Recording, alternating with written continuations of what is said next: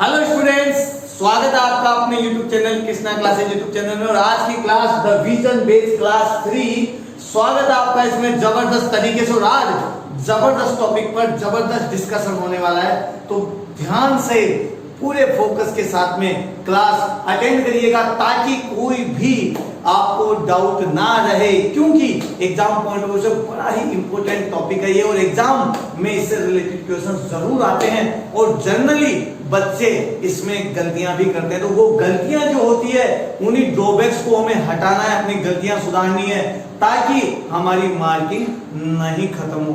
समझ गए मेरी बात में? नंबर नहीं कटने चाहिए, नंबर कट गए तो फिर सिलेक्शन नहीं हो पाएगा। तो बड़ा ही जबरदस्त टॉपिक है और बड़े ही जबरदस्त तरीके से, बड़े ही धांसू अंदाज में आज हम डिस्कस करने वाले हैं। तो आज की जो यूनिट एंड डायमेंशन की जो क्लास 3 है, एयरफोर्स, नेवी, एनडीए, डिफेंस, सबके लिए सारे कॉन्सेप्ट की बात करने वाले हैं। तो आज का जो हमारा टॉपिक रहेगा विमीय समघातता का सिद्धांत, the principal of homogeneity of dimension. सबसे पहले मैं इस सिद्धांत के बारे में आपको बता देता हूं कि ये सिद्धांत कहता क्या है, क्या स्टेटमेंट है, ये बताना क्या चाहता है। इसके अनुसार किसी भी इक्वेशन में सभी टर्म्स की डायमेंशन सेम होती है। सिंपल बात याद करते हैं, तो मैं लिख देता हूं, ठीक है। इसका जो स्टेटमेंट है वो ये है कि dimension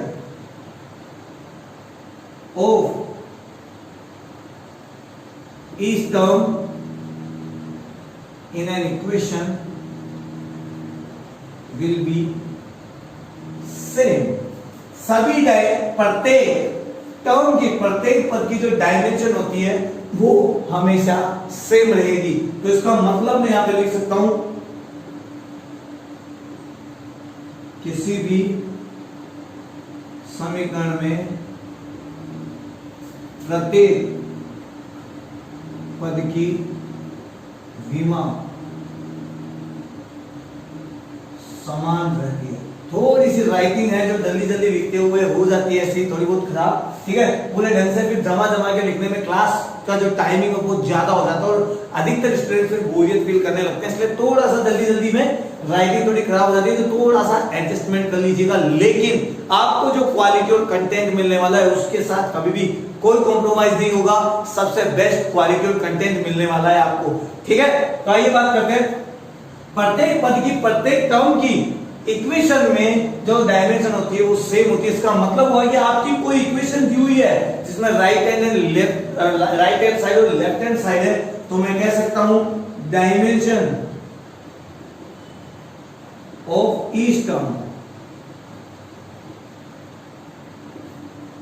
in right hand side will be equal to dimension of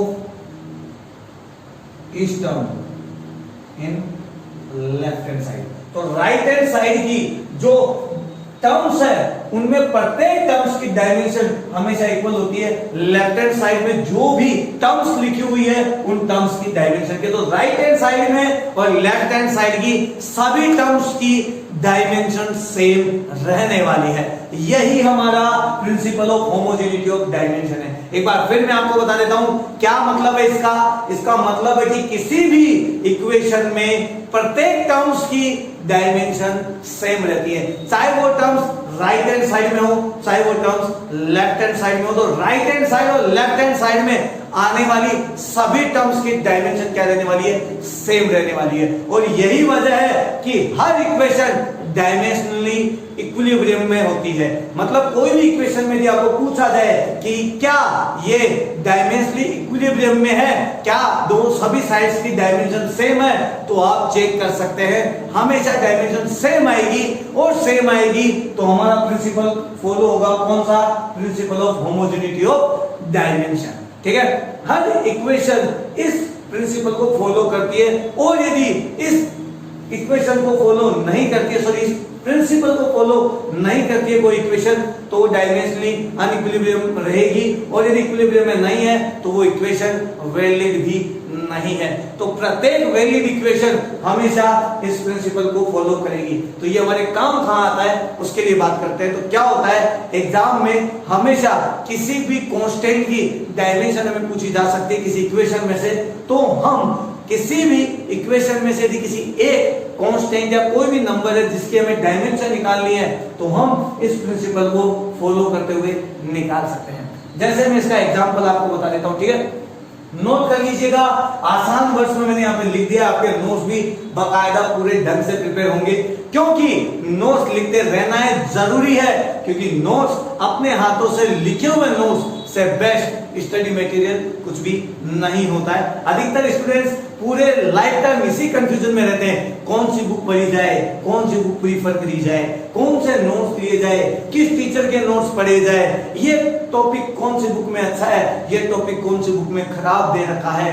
तो इतना झमेला, इतना कंफ्यूजन, इतनी खिचड़ी हो जाती है कि बेचारा स्टूडेंट समझ ही नहीं पाता कि कौन सी नाव उसको अपनी मंजिल तक लेके जाने वाली है। तो मेरे हिसाब से जो मैं फॉलो करता हूं यही है कि अपने हाथों से नोट्स बनाओ, पढ़ो, सबकी पढ़ो, ये भी पढ़ो, वो भी पढ़ो, फिर जो बेस्ट लगता है, सबसे जो इंपॉर्टेंट निकल के आता है, कंक्लूजन, जो समरी निकल के आती है, जो आपके दिमाग में बैठती है, उस समरी को अपने नोट्स में उतारो, नोट करो और फिर उस नोट्स को as a study material use करो। उससे बेस्ट स्टडी मटेरियल कुछ भी नहीं हो सकता है। तो बार बार भटकना बंद करो, ठीक है। तो नोट्स भी आपको साथ के साथ प्रिपेयर करते रहना है, और नोट्स प्रिपेयर करने के बाद कमेंट बॉक्स में कमेंट भी करना है कि हाँ सर हम नोट्स प्रिपेयर कर रहे हैं। और यदि आपको कोई प्रॉब्लम आती है तो आप मुझे व्हाट्सएप, टेलीग्राम, इंस्टाग्राम, फेसबुक कहीं पर भी मेरे साथ कन्वर्सेशन कर सकते हैं, अपने डाउट्स क्लियर कर सकते हैं। ठीक है स्टूडेंट्स, आइए बात करते हैं हमारे इसी प्रिंसिपल के बारे में। तो एक एग्जांपल मैं आपको बता देता हूं कि एग्जांपल के हिसाब से मैं बात करूं तो क्या ये प्रिंसिपल फॉलो होता है, ठीक है। एज एग्जांपल समझते हैं इस प्रिंसिपल की बात। सपोज करो हमारे पास फोर्स का फॉर्मूला है F is equal to ma। ये एक इक्वेशन मान ली मैंने, इक्वेशन नंबर 1, ठीक है।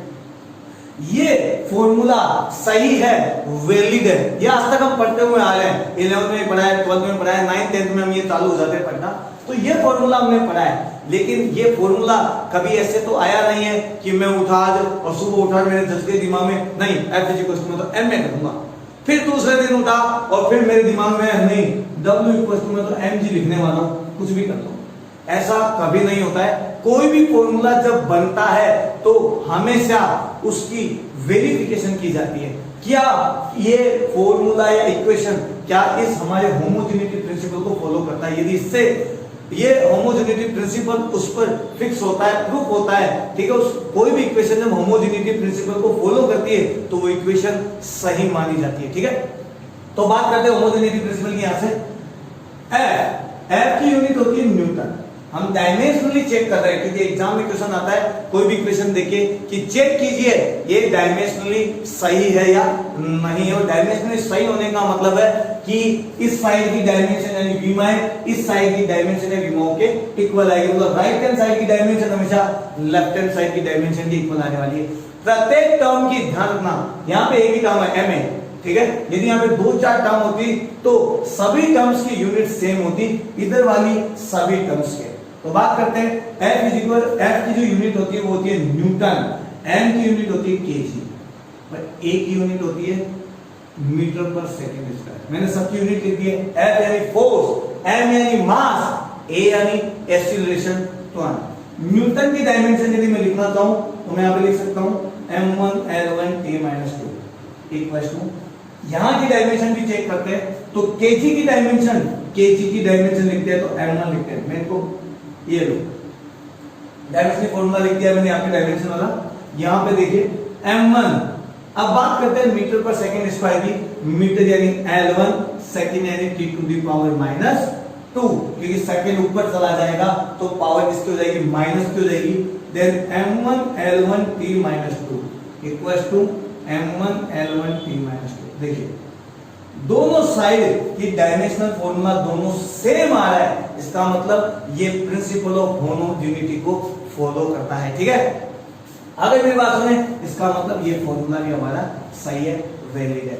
सेम बात हम यहां से कर सकते हैं W से, W यानी वेग, भार, और इसकी यूनिट होती है न्यूटन। फिर बात करते हैं एम से, एम यानी मास, मास यानी केजी, और जी ग्रेविटेशन एक्सेलरेशन, गुरुत्वीय त्वरण, और उसकी यूनिट भी होती है मीटर पर सेकंड स्क्वायर। तो यहां से देखिए newton equals to KG into metre per second square. Same बात आ गई है यहां पर, देखो सेम चीज, तो इसका मतलब ये भी डायमेंशनली जो इक्विलिब्रियम में डायमेंशनल इक्वेशन सही है। ये तो है छोटा सा एग्जांपल। अब बात करते हैं इक्वेशन की, जहां एग्जाम पॉइंट ऑफ व्यू से हमारे इक्वेशन बनने वाले हैं, ठीक है।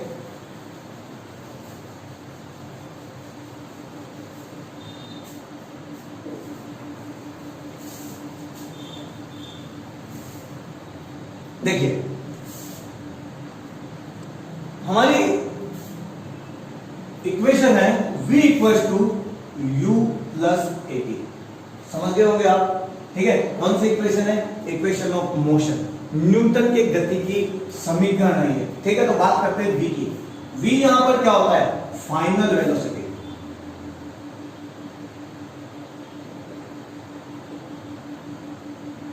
फाइनल वेलोसिटी, अंतिम वेग, अंतिम वेग। u यहां पर क्या होता है? इनिशियल वेलोसिटी, इनिशियल वेलोसिटी, प्रारंभिक वेग। एक क्या होता है यहां पर? एक्सीलरेशन, त्वरण, और ये t क्या होता है यहां पर? टाइम। मैंने सभी क्वांटिटीज के नियम यहां पर आपको बता दिए हैं। क्या ये इक्वेशन होमोजेनिटी वाले प्रिंसिपल को फॉलो करती है, ये देखना है हमें, ठीक है। तो देखो हम यहां से बात करते हैं, v की डायमेंशन लेके चलते हैं। v यहां पर वेलोसिटी है, वेलोसिटी की यूनिट में यहां पर लिख देता हूं मीटर पर सेकंड स्क्वायर, ठीक है। Sorry, metre per second velocity की छोटी छोटी गलतियां मत कर देना, एक्सेलरेशन नहीं है, metre per second square acceleration की यूनिट होती है, ठीक है। u इनिशियल वेलोसिटी, प्रारंभिक वेग, और प्रारंभिक वेग की यूनिट होती है मीटर पर सेकंड, ठीक है। आगे मेरी बात समझ में। बात करते हैं यहां पर a into T, acceleration into time, acceleration, acceleration की यूनिट होती है मीटर पर सेकंड स्क्वायर, और यहां पे बच गया है टाइम, टाइम की यूनिट होती है सेकंड, तो मैंने यहां पे लिख दिया है सेकंड। सबकी यूनिट्स भी लिख दिया आपको, समझे, ताकि आपको समझने में आसानी रहे। यहां से हम डायमेंशन बनाते हैं, तो यहां से देखो केजी नहीं है तो m0, मीटर है तो L1, नीचे सेकंड है, ऊपर गया t टू द पावर -1, तो m0 L1 t -1 वेलोसिटी की डायमेंशनल फॉर्मूला हो गया। अब बात करते हैं इसकी, यहां पर भी देखो केजी नहीं है, m0 मीटर है, L1 और साथ में सेकंड है, ऊपर गया t -1, तो ये हमारी इनिशियल वेलोसिटी u के लिए मैंने यहाँ पे डायमेंशनल फॉर्मूला लिख दिया है। अब बात करते हैं इस टर्म की, a इंटू टी की, मीटर पर सेकंड स्क्वायर है तो केजी नहीं है, m0, साथ में कौन है यहाँ पर? मीटर है, L1, और कौन है? सेकंड स्क्वायर है, सेकंड स्क्वायर नीचे ऊपर गया तो t टू द पावर -2। इसके अलावा मल्टीप्लाई में एक सेकंड और है मेरे पास में, ये वाला t, और इस t की जो डायमेंशन होगी वो होगी t1। अब मैं यहाँ सबको सही करके लिख देता हूं ताकि एक बार में आपको समझ में आ जाए। m0 L1 t -1, m0 L1 t -1 plus m0 L1 t -2 t +1, -2 + 1 है, -2 + 1 ऐड होकर बनते हैं t -1। अब देखिए होमोजेनिटी प्रिंसिपल हमारा क्या कहता है, ठीक है। The principal of homogeneity of dimension, मतलब लीनियर समघातता का जो सिद्धांत वो ये कहता है कि किसी भी इक्वेशन में प्रत्येक टर्म की हमेशा डायमेंशन सेम रहने वाली है, ठीक है। तो देखो इधर वाली डायमेंशन, राइट हैंड साइड या लेफ्ट हैंड साइड की डायमेंशन में भी कंपेयर करके बता देता हूं मैं आपको। v की जो डायमेंशन है वो इस u के भी सेम है और इस a इंटू टी के भी सेम है। देखो m1 L1 t -1, m1 L1 t -1, m1 L1 t -1। आगे मेरी बात समझ में, तो according to principle of homogeneity प्रत्येक टर्म की डायमेंशन सेम है, ये देखो, और होती है यदि इक्वेशन सही है। तो ये हमारी इक्वेशन है, वैलिड है, तो इसका मतलब इसमें ये जो टर्म्स है इसकी डायमेंशन इसके भी और इसके भी सबके इक्वल होने वाली है। राइट हैंड साइड में जो टर्म्स है उनकी डायमेंशन लेफ्ट हैंड साइड में जो टर्म्स है उनकी डायमेंशन के इक्वल होने वाली है। आगे मेरी बात समझ में अच्छे से समझ आया होगा। एक एग्जांपल करते हैं, ठीक है। देखो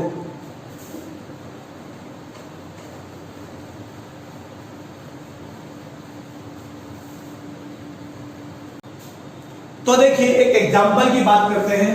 एग्जांपल है हमारा f equals to a upon T plus B T square. Exam में इस टाइप का क्वेश्चन निकल सकता है, ठीक है। देखिए f हमें दे रखा है, सपोज करिए फोर्स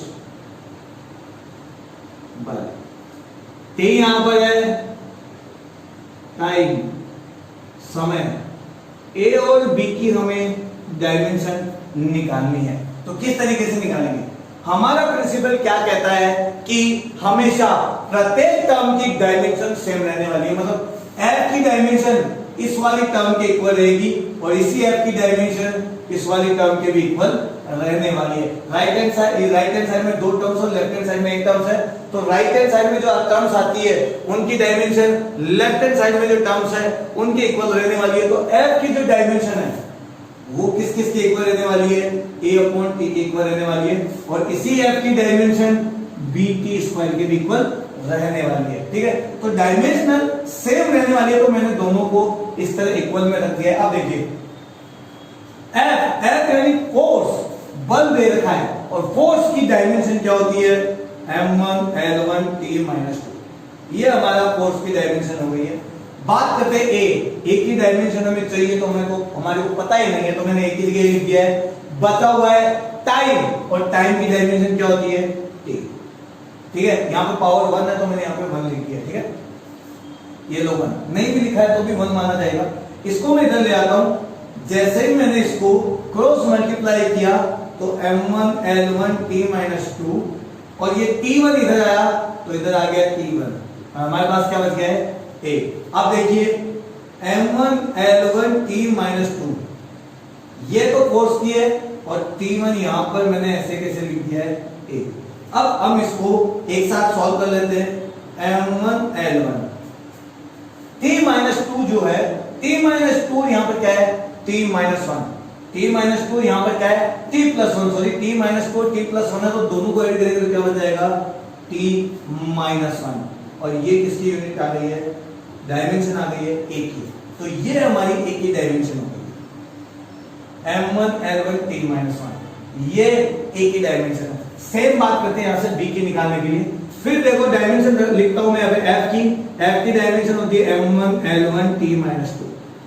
b को मैं ऐसे कैसे लिख देता हूं, और अब बच गया सेकंड, यानी टाइम की यूनिट होती है सेकंड, और सेकंड के लिए डायमेंशन लिखना पड़ेगा t, लेकिन यहां पर पावर में है 2 तो मैं यहां पे लिख देता हूं 2, तो b इंटू यहां पर लिख दिया कैपिटल T स्क्वायर। इसकी डायमेंशन लिख दी है, b की डायमेंशन मेरे को पता ही नहीं, वो तो मुझे निकालनी। तो अब देखिए मैं इसको ट्रांसफर करके नीचे लाता हूं m1 l1 t - 2, और जब मैं इसको नीचे लाऊंगा तो ये बन जाएगा t⁴ 2। यहां पर आ गया b। मैं इसको ट्रांसफर करके ला रहा हूं, ठीक है। पावर चेंज मत कर देना, ठीक है। अब मैं इसको ऊपर लेके जाता हूं तो m1 l1 t - 2 t⁴ +2 है, ऊपर जाते क्या बन जाएगा? t⁴ -2, और ये आ गया b। अब मैं इसको सॉल्व कर लेता हूं तो m1 l1 -2 मिलके बन जाएंगे -4, और ये आपकी डायमेंशन आ गई है b की। आगे मेरी बात समझ में? तो इस तरह से किसी भी अननोन क्वांटिटी की हम डायमेंशन निकाल सकते हैं। आइए एक और एग्जांपल बताता हूं ताकि आपको और आसानी हो समझ।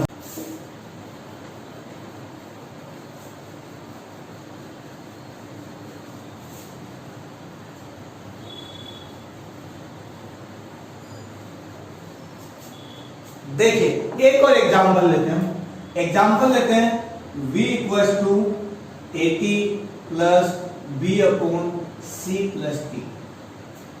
a और b और c की डायमेंशन चाहिए हमें, a की, b की और c की हमें चाहिए डायमेंशन, और t यहां पर है टाइम और v यहां पर है वेलोसिटी।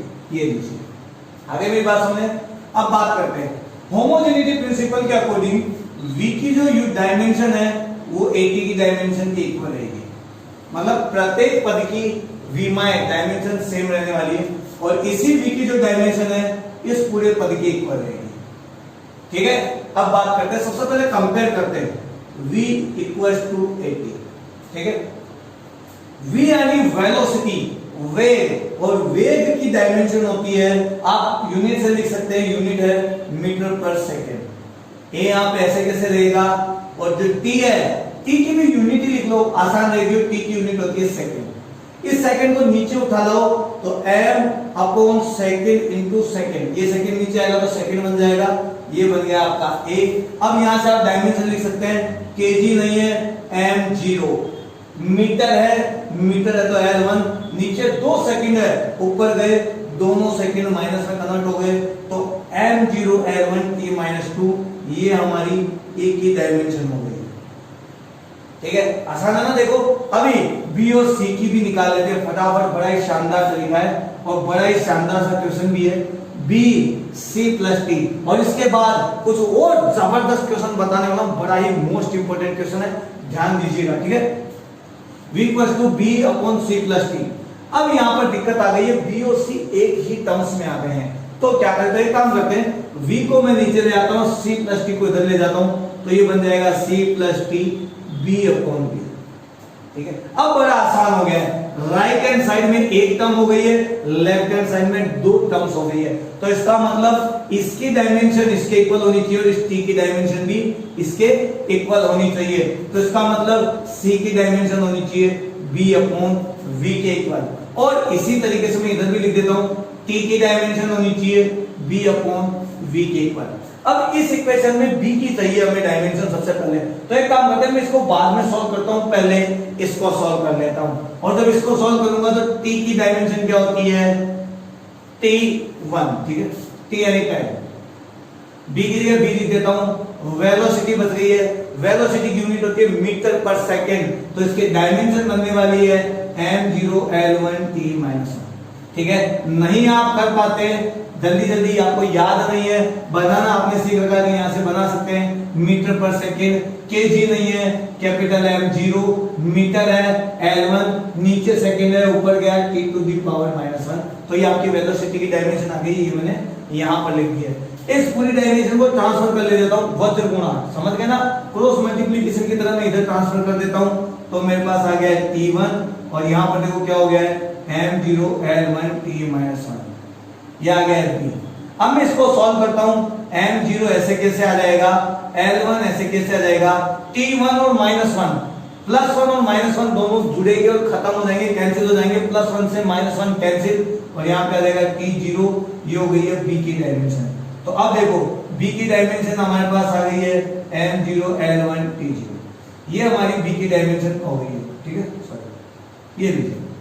अब c की भी निकालनी है हमें, तो c के लिए बात करते हैं, तो c के लिए मैं यहाँ पे बात लिखना चाहूंगा, यहां से उठाकर, यहां से b की डायमेंशन क्या है, m0 L1 t0, ये हमने b की डायमेंशन अभी निकाली थी, और अभी हमारे पास वेलोसिटी भी है, वेलोसिटी की डायमेंशन क्या होती है, m0 L1 t-1 निकाला ना अभी हमने, तो यहां पर बात करते हैं m0 L1 t-1।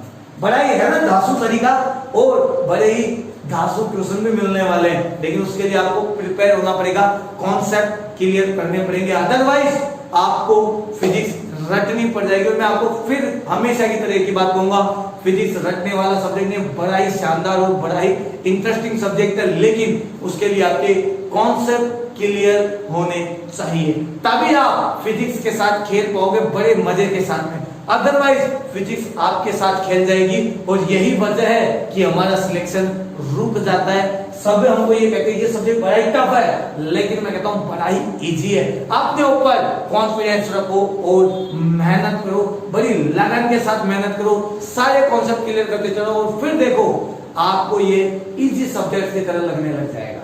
आगे मेरी बात सुने।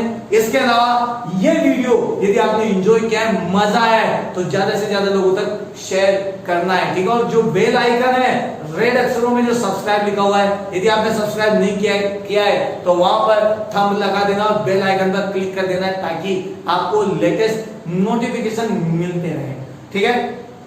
इसके अलावा आपको सारे वीडियोस की प्लेलिस्ट देखनी है तो वो मैंने डिस्क्रिप्शन में दे रखे हैं सारे लिंक, आप वहां से सभी वीडियोस 1 बाय 1 देख सकते हैं। मुझसे जुड़ सकते हैं, उसके लिए भी मैंने सारे लिंक डिस्क्रिप्शन में दे रखे हैं। आगे मेरी बात समझ में? तो आइए स्टूडेंट्स बात करते हैं आगे हमारे टॉपिक पर। तो देखिए यहां से सी की डायमेंशन निकालनी है। m0 m0 कोई मतलब ही नहीं है, खत्म। L1 L1 कोई मतलब नहीं है, कैंसिल काट दिया क्योंकि L1 और L1 का कैंसिल हो गया। यहाँ पे t-1 है, यहाँ t0 है। t-1 को मैं ऊपर लेके जाता हूं तो t+1 हो जाएगा। यहाँ पर 0 कोई मतलब ही नहीं है, t ऊपर जाते रहेगा +1, तो अब की बार डायमेंशन हो जाएगी t1। तो c की डायमेंशन हो जाएगी m0 L0 t1। आप ऐसे लिखिए या फिर ऐसे लिखिए m0 L0 t1, ये लिखिए। आपके पास अब A B C तीनों की डायमेंशन आ गई है। आगे मेरी बात सुनिए, तो आपको ये जो हमारा principal of homogeneity of dimension है आपको समझ में आ गया होगा, किस तरीके से हमें किसी भी अननोन क्वांटिटी की डायमेंशन निकालनी है, या फिर कभी एग्जाम में पूछा जाए कि ये बताइए कि इस इक्वेशन की डायमेंशन जो है सभी टर्म्स के सेम है क्या, तो आप सबकी डायमेंशन ऐसे चेक कर सकते हैं।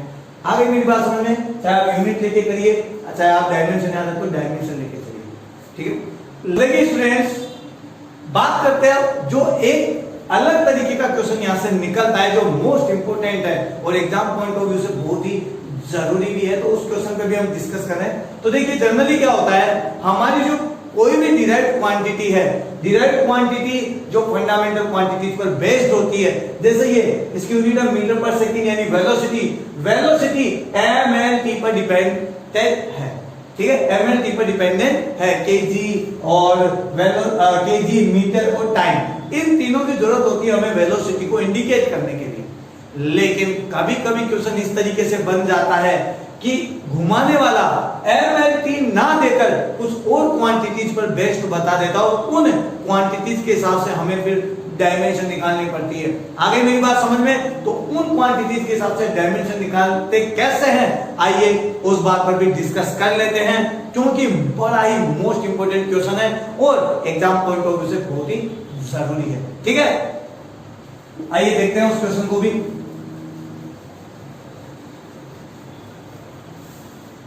नोट्स में लिखते रहिएगा, क्योंकि नोट्स में जो मैं यहाँ पे क्वेश्चंस बता रहा हूँ वो बड़े ही इंपॉर्टेंट क्वेश्चंस हैं और आपके प्रैक्टिस के लिए भी जरूरी है। ये सभी क्वेश्चन आपको जनरली हर बुक्स में मिलेंगे, आप लूसेंट लाओ, एसके लाओ, अलियंस लाओ, ठीक है, सब में मिलेंगे। आपके 11th 12th के सीबीएसई वाले बुक्स भी लाओ, उनमें मिलेंगे, क्योंकि मैं अभी आपको जनरली जो बता रहा हूं यहाँ पर वो जनरल क्वेश्चंस हैं, हर कोई कर भी लेता है, कई जगह सॉल्यूशन भी मिलेंगे, लेकिन इन्हीं क्वेश्चन से हमारी प्रैक्टिस होती है और जब इन क्वेश्चन से हमारी प्रैक्टिस होती है तो हम बड़े और हाई लेवल वाले क्वेश्चन कर पाते हैं।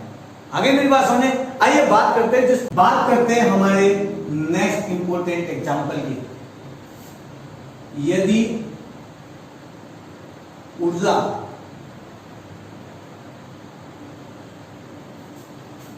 वेग तथा समय t को मूल राशि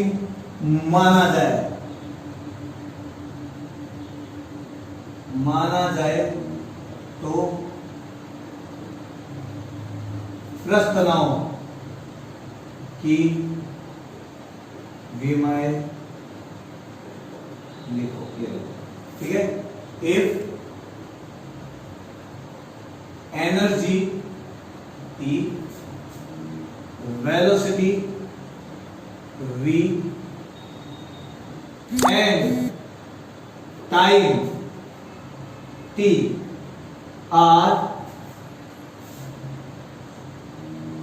taken as a fundamental quantity, quantities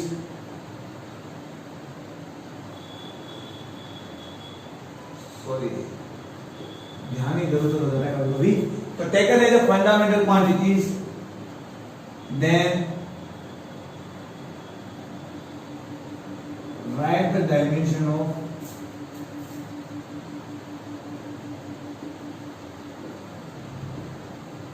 surface tension. हमें सरफेस टेंशन की डायमेंशन लिखनी है। हर बार हमारी फंडामेंटल क्वांटिटीज होती थी मास, लेंथ, टाइम। लेकिन अब की बार हमें एमएलटी के हिसाब से नहीं लेके चलना है, अब की बार फंडामेंटल क्वांटिटीज हमें लेनी है, एनर्जी, वेलोसिटी और टाइम। घुमा दिया ना सवाल, लेकिन यहां से डायमेंशन निकालना भी बड़ा ही आसान है, लेकिन आपको कॉन्सेप्ट क्लियर होना चाहिए। तो देखिए कैसे होते हैं। सबसे पहले कौन सी क्वांटिटीज की डायमेंशन निकालनी उसके बारे में बात करते हैं। हमें चाहिए पृष्ठ तनाव, सरफेस टेंशन, और सरफेस टेंशन की डायमेंशन लिखनी है किन टर्म्स में, एनर्जी, वेलोसिटी और टाइम। इसका मतलब ये हुआ कि एनर्जी, वेलोसिटी और टाइम पर डिपेंडेंट है कौन, सरफेस टेंशन। तो सरफेस टेंशन यदि डिपेंडेंट है एनर्जी, वेलोसिटी और टाइम पर, तो मैं यहां पे लिख देता हूं सरफेस टेंशन T। यहां टाइम भी किए तो मैं सरफेस टेंशन को ऐसे लिख देता हूं S, प्रोपोर्शनल का साइन लगाकर लिख देता हूं कि ये डिपेंडेंट है एनर्जी पर, वेलोसिटी पर और टाइम पर। अब हमें डायमेंशन नहीं पता है, तो पावर में मैं यहां लिख देता हूं A पावर, B पावर और C पावर, ताकि मेरे पास डायमेंशन आ जाए। अदरवाइज मैं फिर सॉल्व नहीं कर पाऊंगा। आ गई मेरी बात आपको समझ में, याद रहेगा आपको? तो चलो बात करते हैं सरफेस टेंशन की। ऊर्जा, वेग और समय को मूल राशि माना जाए तो पृष्ठ तनाव की बीमारी में बात करते हैं सरफेस टेंशन की। सरफेस टेंशन S और सरफेस टेंशन की जो यूनिट होती है, नॉर्मली यूनिट होती है सरफेस टेंशन की न्यूटन पर मीटर। तो यहां से मैं डायमेंशन निकाल लेता हूं सरफेस टेंशन की। न्यूटन की डायमेंशन होती है m1 L1 T-2 और मीटर की डायमेंशन होती है L1। तो L1 से L1 कैंसिल हो गया, S की यूनिट हो गई है m1 L0 T-2। तो यहां पर मैं लिख देता हूं m1 L0 T-2। ठीक है। आप इस प्रोपोर्शनल साइन को हटा के एज ए कांस्टेंट भी लिख सकते हैं के, जिसको लास्ट में आपको एलिमिनेट कर देना है, खत्म कर देना है। ठीक है, तो मैं यहाँ पे ये लिख देता हूँ। यदि फॉर्मूला में कोई के बनता है तो उसको रखना है, मतलब कांस्टेंट को लेना है, अदरवाइज नहीं लेना है। बात करते हैं एनर्जी की। एनर्जी ई, एनर्जी की यूनिट होती है जूल, और जूल में छिपा होता है न्यूटन मीटर, और न्यूटन की डायमेंशन होती है m1 L1 T-2। हमने प्रीवियस क्लास में डिस्कस किया था। तो यदि आपने डायमेंशन नहीं पढ़ी और आपको डाउट्स है तो सबसे पहले पार्ट 2 ज्वाइन करना, उसको देखना, ताकि आपकी डायमेंशन क्लियर हो सके, आप एनर्जी, वेलोसिटी, टाइम, कोफिशिएंट्स, इन सब की डायमेंशन निकाल सके। ठीक है। अब देखो मीटर है तो L1, मैंने ब्रैकेट नहीं लगाया यहाँ पर, ओनली समझा ही रहा हूं मैं। ठीक है, तो देखो यहाँ पे m1 L1 और L1 कितना हुआ L2, और यहाँ हो गया T-2। तो मैं यहाँ पे लिख देता हूँ m1 L2 T-2। ये एनर्जी की हो गई डायमेंशन, और ऊपर लिख दिया मैंने A। बात करते हैं वेलोसिटी V, और V की डायमेंशन होती है m0 L1 T-1। ये मैंने ऊपर लिख दिया B। और अब बात करते हैं T की। T यानी second, time, second unit, time की यूनिट होती है सेकेंड, उसको लिख सकते हैं T से, और यहाँ पर लिख दिया मैंने C। अब देखिए m1 L0 T-2, मुझे A, B, C की वैल्यूज चाहिए। तो देखो कैसे निकालेंगे। K को मैं ऐसे कैसे रख देता हूं, सबको इकट्ठा करता हूं, पहले इसको ओपन करता हूं पूरे ब्रैकेट्स को। तो m A, यहां मल्टीप्लाई होगा तो A यहां पे भी मल्टीप्लाई होगा तो L2A, और यहां पे भी मल्टीप्लाई होगा तो T-2। यहां सब पे मल्टीप्लाई हो गया, पावर पे पावर मल्टीप्लाई होती है। B को भी मल्टीप्लाई करके लिख देता हूं, एक ही ब्रैकेट में डाल देता हूं इनको। m0 जब B से मल्टीप्लाई होगा तो 0, B 1 से मल्टीप्लाई होगा तो B, और T-1 से मल्टीप्लाई होगा तो T-B, और ऐसे ही बात करते हैं तो TC आ गई यहां पर। अब देखिए इनको सबको इकट्ठा कर लीजिए। तो m1 L0 T-2 को तो मैं यहां रख देता हूं K। अब देखो सब mm को एक साथ लिख लीजिए 1 0, बस इतना ही और कुछ भी नहीं है। पावर बेस सेम हो, आधार समान हो तो घाते जुड़ जाती है, तो पावर जुड़ जाएगी, तो ये हो जाएगा ma, क्योंकि a और 0 मिलके बनाएंगे a। ठीक है, ऐड होकर। बात करते हैं l की। ये दो जगह l है, और l के पास एक तो है यहाँ पर 2a, और एक यहाँ पर है b, तो मैं यहाँ पे लिख देता हूँ b। आ गई मेरी बात समझ में। इसके अलावा बात करते हैं t की। कि यहाँ पर देखो क्या क्या है, -2a, फिर यहाँ पर है -b, तो मैं इसको ऐड भी कर देता हूं, -b और आगे है c, तो +c। अब हमारी ये डायमेंशन बन गई है एनर्जी, वेलोसिटी और टाइम के रेस्पेक्ट में, ठीक है। अब कंपेयर करते हैं, अभी हमने पढ़ा था ना, इधर की डायमेंशन विल बी इधर की डायमेंशन, इधर की डायमेंशन इधर की डायमेंशन के इक्वल होगी। आगे मेरी बात समझ में, तो बात करते हैं सबसे पहले, देखिए रफ कर देता हूं मैं इसको ताकि आप समझ पाएंगे, ठीक है। नोट कर लीजिएगा, ठीक है। क्वेश्चन को रफ कर देता हूं, ये लीजिए क्वेश्चन, आप नोट कर लीजिए पहले ताकि आप फटाफट समझ पाए। यहां पे भी इधर का काम भी कंप्लीट हो गया है और ऑलमोस्ट इधर का काम भी कंप्लीट हो गया है। चलो इसको बाद में रफ करते हैं, ठीक है। आगे देखिए, मैं कंपेयर करता हूं सबसे पहले, इधर देखो m है, इधर m है, ये इधर पावर में a है, इधर 1 है। इसका मतलब यदि पावर्स का कंपेयर करूं, भाई बेस तो सेम है, आधार समान है, तो जो पावर इधर आएगी टोटल मिलाकर वही पावर इधर बनने वाली है। इधर a है पूरे m के ऊपर पावर, तो इधर m के ऊपर पावर है 1, तो जब तुलना करूंगा कंपेयर करूंगा तो a की वैल्यू क्या हो जाएगी, 1। ये हो गया काम खत्म यहाँ पर आपका, ठीक है। बात करते हैं इसकी l की, l के ऊपर पावर है 2a प्लस b और इधर l के ऊपर पावर है 0, तो मैं यहाँ पे लिख देता हूँ 0, मतलब ये 2a प्लस b मिलके होना चाहिए 0। a की वैल्यू कितनी आई है 1, तो 2 into 1 plus b equal to 0, तो 2 प्लस b इक्वल टू 0, तो b की वैल्यू हो गई आपके पास -2, तो b की वैल्यू कितनी आ गई है हमारे पास में -2 आ गई है। आ गई मेरी बात समझ में। अब इसी तरीके से बात करते हैं आगे, तो t के कंपेयर करते हैं, t की पावर्स की मैं कंपेयर करते हैं, तो इधर तो है -2 पावर, तो मैं t की पावर में इधर ले लेता हूं -2 और इस साइड पावर कितनी है देखो, -2a -b plus c, -2a -b plus c।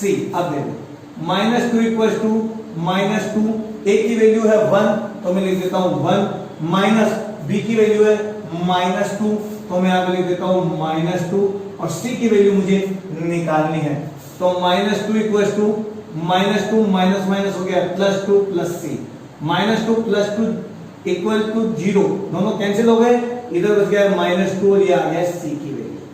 अब हमारे पास a वैल्यू, b वैल्यू और c वैल्यू आ गई है, तो फॉर्मूला निकालते हैं सरफेस टेंशन का। k को मैं नेगलेक्ट कर सकता हूं, अभी लिख लेता हूं मैं यहाँ पे k, और मेरे पास एनर्जी है जिसके ऊपर पावर है a, वेलोसिटी है इसके ऊपर पावर है b और टाइम है इसके ऊपर पावर है c। तो s मैं अज्यूम करता हूं k को लिख लेता हूं 1, अज्यूम k इक्वल्स टू 1, तो मेरे पास डायमेंशन क्या बनेगी, e a v b और t c।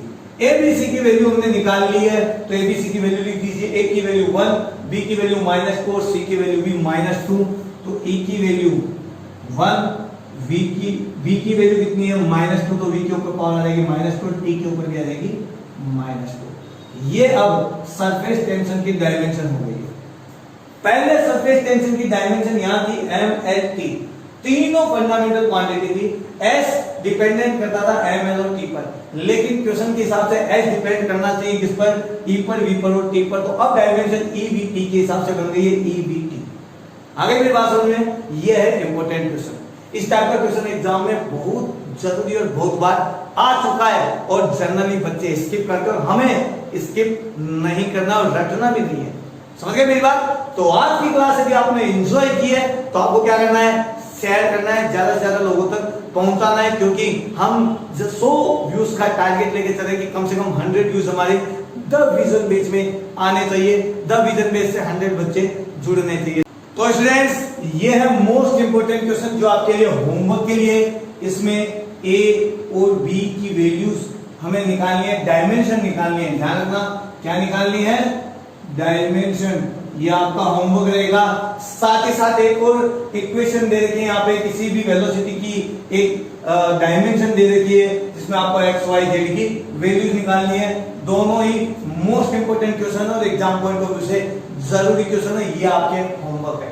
ठीक है, अपने कॉन्सेप्ट जो हमने पढ़ा है अब तक उसको आप यूज करना, दोनों ही इंपॉर्टेंट क्वेश्चन आपके सॉल्व हो जाएंगे। आगे मेरी बात समझ में? तो स्टूडेंट्स, यदि आज की क्लास आपने एंजॉय की है, आपको लगा है कि सच में फिजिक्स रटने वाला सब्जेक्ट नहीं और हमें समझ में आ रहा है और आज के बाद हम रटना छोड़ देंगे, हमें मजा आ रहा है, हम एंजॉय कर रहे हैं, तो फिर आपको ज्यादा से ज्यादा लोगों को शेयर करना है, सब्सक्राइब करना है चैनल यदि आपने सब्सक्राइब नहीं किया और बेल आइकन पे क्लिक कर देना है। साथ ही साथ आप मुझे WhatsApp group, Telegram group, Instagram और फेसबुक पर ज्वाइन कर सकते हैं, अपने डाउट्स कन्वर्सेशन कर सकते हैं, डाउट्स क्लियर कर सकते हैं, कोई भी आपको नोट्स पीडीएफ चाहिए वो आपको मिल जाएगी व्हाट्सएप ग्रुप, टेलीग्राम ग्रुप पर पीडीएफ मिलेगी, नोट्स मिलेंगे और साथ ही साथ मिलेगा लाइव टेस्ट। टॉपिक पूरे होते हैं, लाइव टेस्ट पे भी हम साथ ही साथ डिस्कस करने वाले, धूम मचाएंगे, आग लगाएंगे, लेकिन जरूरी है उसके लिए आपका कॉन्सेप्ट क्लियर करना।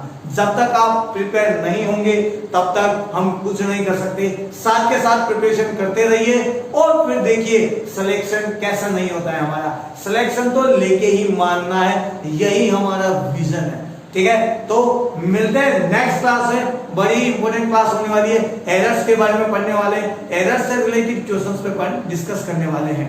तो नेक्स्ट क्लास मिस मत करिएगा, कहीं मत जाइएगा। मिलते हैं नेक्स्ट क्लास में, जब तक के लिए जय हिंद, जय भारत।